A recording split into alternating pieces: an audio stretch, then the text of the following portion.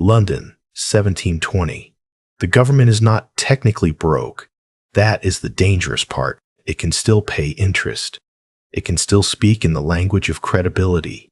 It can still tell the public that the system is sound, but underneath that official calm sits a wartime debt burden so large that ordinary taxation cannot comfortably carry it. Britain has come out of the War of the Spanish Succession with obligations measured in the tens of millions of pounds, a sum built on annuities, lottery loans, and government promises that now have to be serviced year after year. This is where most retellings make the first mistake.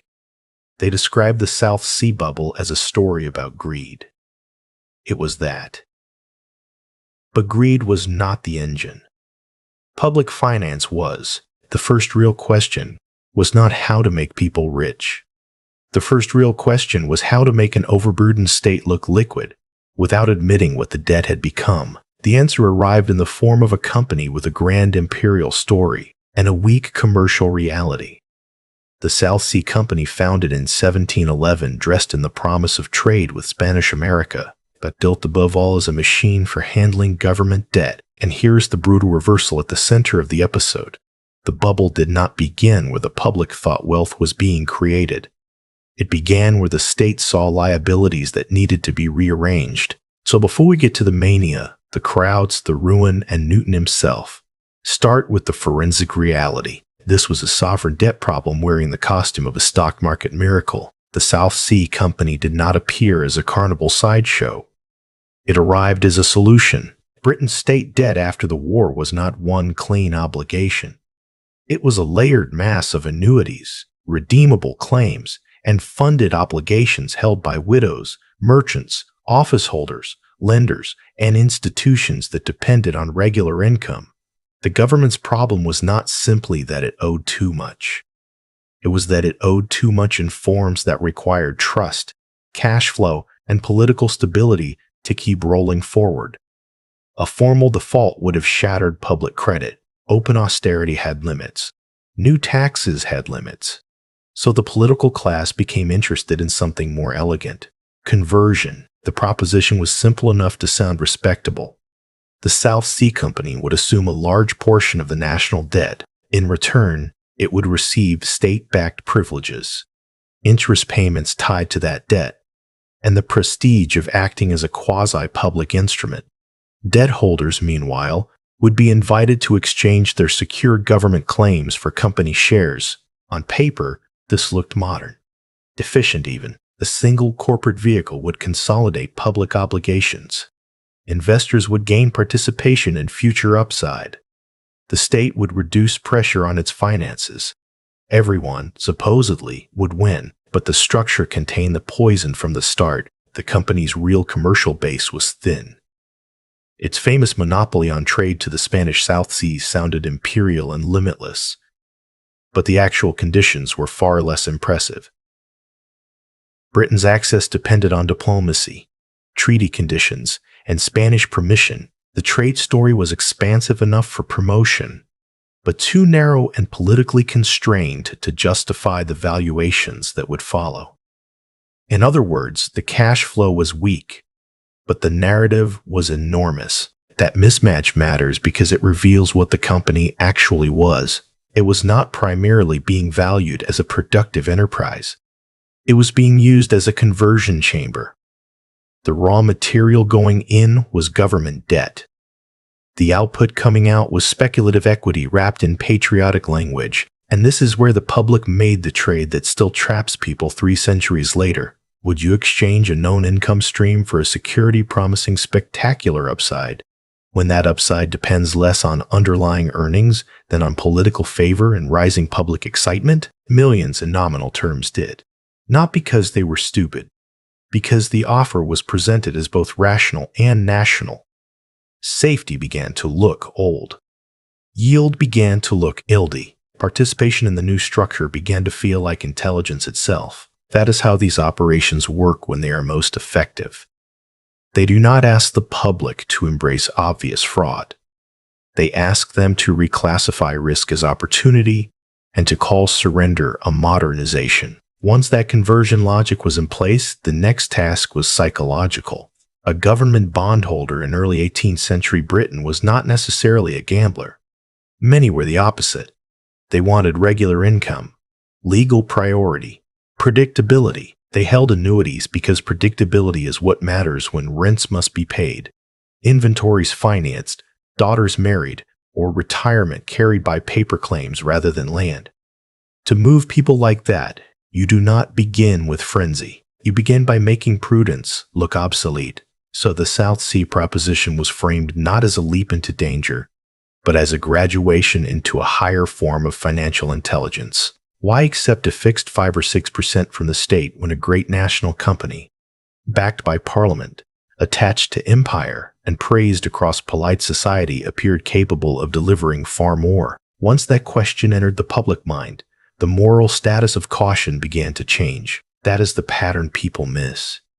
In a real bubble, the first thing inflated is not the stock.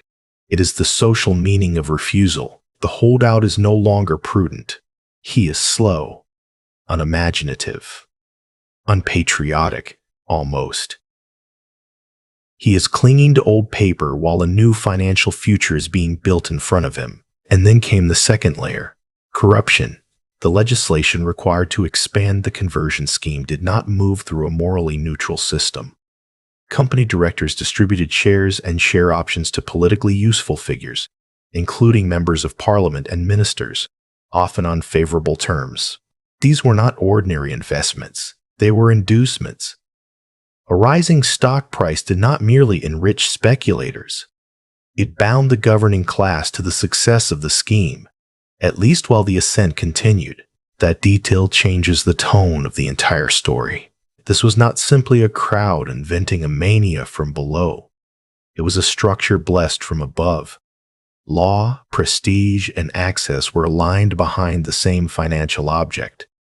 The public could see that men close to power were involved. They often could not see the terms on which those men were involved. And that is the asymmetry that matters in every era. The small investor sees endorsement.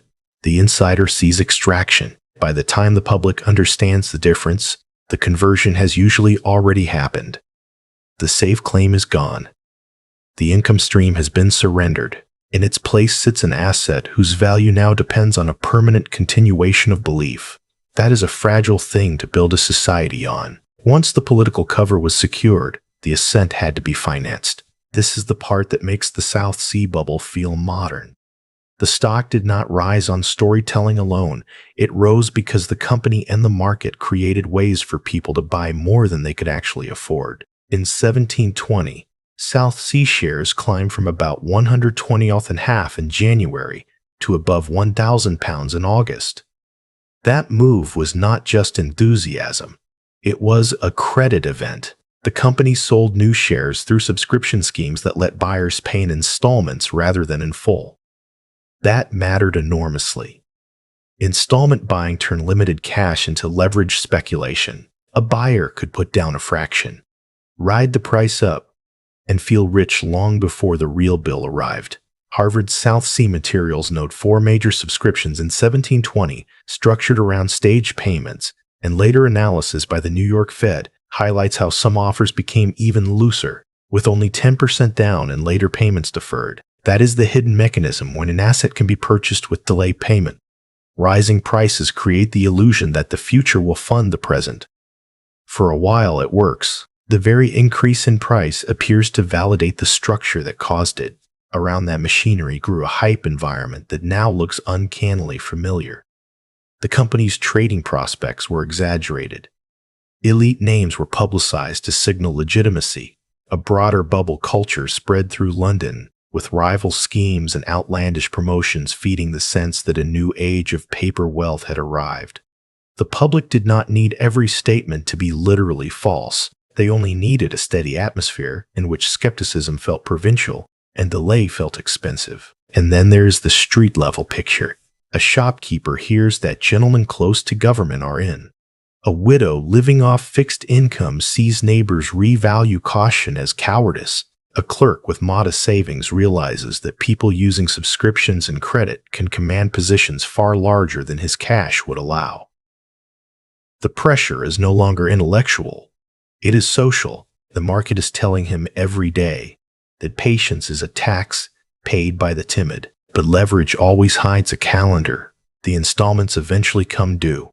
Margin-like structures that feel generous on the way up become liquidation mechanisms on the way down. By August, as subscription payments approached, the system needed fresh liquidity to keep prices elevated. Instead, it found strain. Selling pressure emerged, not because belief vanished all at once, but because deferred obligations had to be met in real money. That is when a state-backed miracle starts revealing its true anatomy. It is not wealth, it is timing. One reason the South Sea bubble still matters is that it did not only trap fools, it trapped intelligence. Isaac Newton is the most famous example, not because his losses were uniquely large, but because his presence destroys the comforting myth that brilliance protects people from system-wide manias. The best evidence suggests he took profits early, then later increased his exposure as the ascent intensified, likely through additional South Sea purchases and debt conversions. The often repeated figure that he lost about 2,300 pounds is an estimate rather than a perfectly documented final total. But the broad point is secure. Even a man of extraordinary mathematical discipline was not immune once social proof, rising prices and the fear of missing further gains took over. That matters because bubbles are rarely beaten by intelligence alone. They are beaten by structure, by rules, by refusing to play a game whose payoff depends on staying one exit ahead of the crowd. And the architects understood that rule better than anyone. As the market weakened in late summer and early autumn of 1720, the people closest to the machinery were not relying on faith. Parliamentary investigations after the crash uncovered widespread corruption among directors and senior political figures. The public had been encouraged to treat the stock as a national destiny.